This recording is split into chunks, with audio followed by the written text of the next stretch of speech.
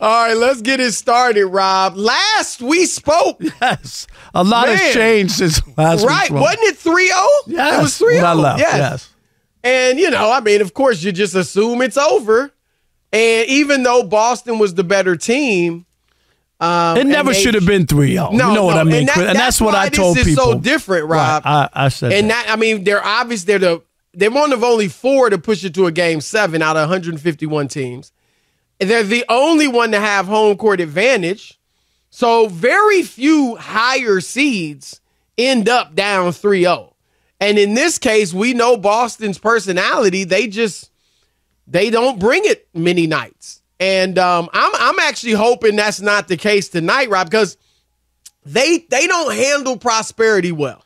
Chris, your point is, and this is the scary part, I'm expecting Miami to get run out of the building tonight. That's just my gut. Now, why is that based on the way it ended in Game 6? Just my gut. When you give up a 3-0 lead and now you're on the verge of having a major collapse, if things don't go right, I could just see them getting buried. But I'm going to say this, and I'm not hedging.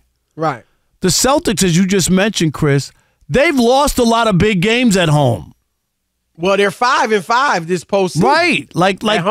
They're not like the team. When you think about a team that's going to the finals, playing 500 at home is not. You want to play 500 on the road. Now, they play well on the road. Right. But, yeah, they've been better on the road, actually, than at home. But I'm expecting, my gut is that they run Miami out of the building. Well, they ran Philly out of the building in Game 7. Last year they ran Milwaukee out of the building in Game 7, if you remember that. Yep. And Milwaukee was coming off, losing Game 6 at home. It wasn't as dramatic as what happened in Miami, but it still was, you blew it. You lost the Game 6 at home, and they were down. But I think this Heat team, Rob, is different from Miami and Philadelphia. They're certainly different from Philadelphia, but I think even Miami, in that they have a mental toughness. Rob, let's face it, they're here because of their mental toughness, their physical toughness, their grit, their heart. They're well coached. They execute. You know what I mean?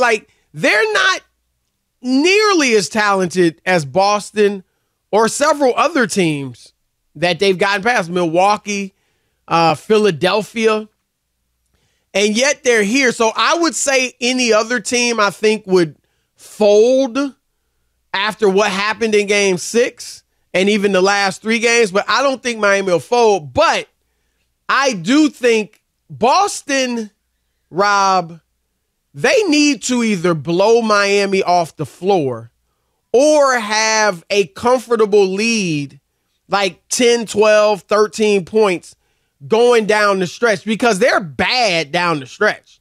We just saw it in Game 6. I know they won. That was their first game this postseason that they've won by fewer than 8 points. Close games, Miami's great, and Boston's bad. So I think they need to have a nice double-digit lead and then hold on at the end. I got it. I just think when you get to this point and you start to question everything, do we really belong here, Chris? Like you that, Miami? If you're Miami, do we really belong here? We never should have been up 3-0. No, I know. And then that's how this thing could all come crumbling down. I'm saying I'm expecting Boston to win by double digits. Boston by 12. That's not always a blowout anymore. You know what I mean? But I'm saying that the final score is they win by 12 or 12 or more. I really tend to believe agree that. with something like that.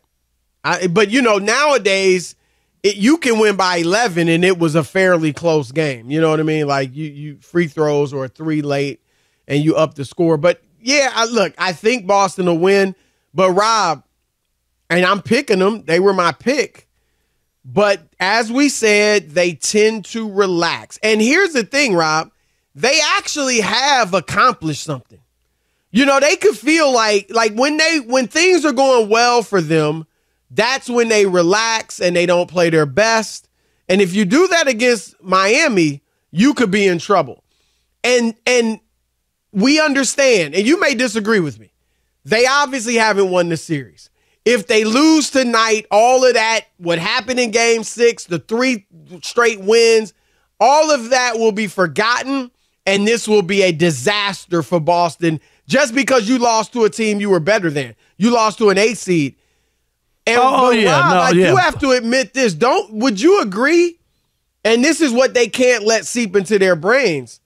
They actually have accomplished something already.